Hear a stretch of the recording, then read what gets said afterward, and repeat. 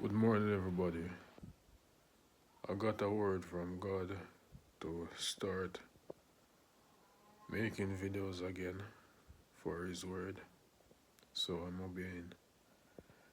Happy Sabbath. Today we're doing a small Bible study on Proverbs 3 5 to 7. This is one of my personal favorites. So it goes. Trust in the Lord with all thine heart, and lean not on thine own understanding, but in all thy ways acknowledge him, and he shall direct thy paths. Be not wise in thine own eyes, but fear the Lord, and depart from evil. So it says to trust in the Lord with all thine heart. So I'm going to give a small story, a small testimony of something that happened to me recently. It just shows you the example of trusting in the Lord and not in your own heart.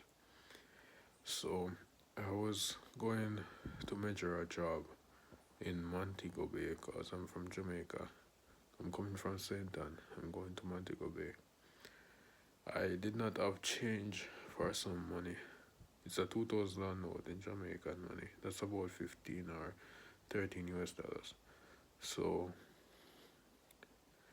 I was in the bus. I didn't have enough change. I didn't have enough change to give the driver, so I gave him the bigger note. But when he come close to a stop, I'm saying, "Oh, is he not giving back my change?" I said, maybe he's just waiting until I come off to give him back my change. So another lady was beside me, and she gave her bus fare at the same time, but she has the exact change. She did not give him a big note. So when I stop off at the terminal now, I said to him, I gave you $2,000 Jamaican. Um, I was asking for my change, and he said he does not recall me giving him that. I asked everybody in the bus, and nobody saw when I gave him, apparently. So keep in mind, I do not have enough money to go back home if I don't get back this. So he took it out. After a little bit of back and forth, he started to give me back the money. But he's saying in Jamaican terms, he give me a hard lick today. That means that he thinks that I'm thieving him. I'm stealing from him. But a voice inside of me that says, let him keep it. Let him keep the money. Because at those places, you don't want people to think that you're a thief. So I said, okay, if you believe that I'm a thief, keep the money. I don't want it, keep it. And I came off the bus. I did not know how I was going to reach back home because I did not have enough left. I gave him the large note that I have had. So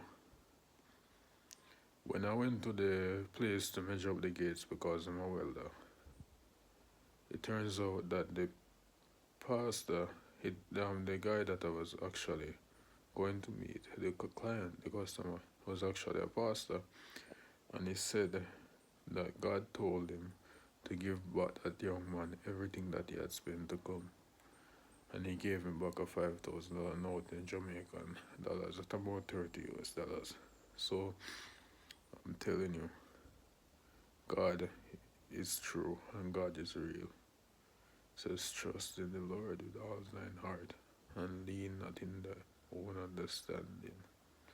Solomon was the wisest man, and there will be no one wiser than him, and there was no one wise like him. Save for Jesus, but Jesus is special. So,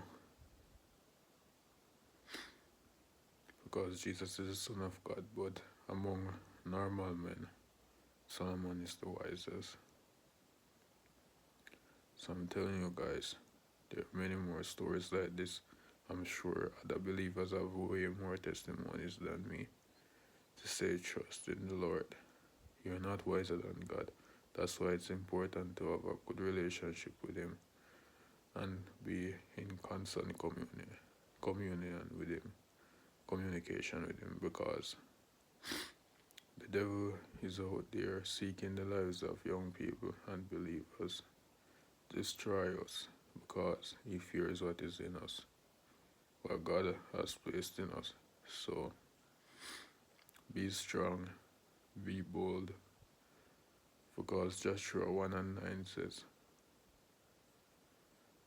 have I not commanded thee? Be strong and of a good courage. Be not afraid, neither be thou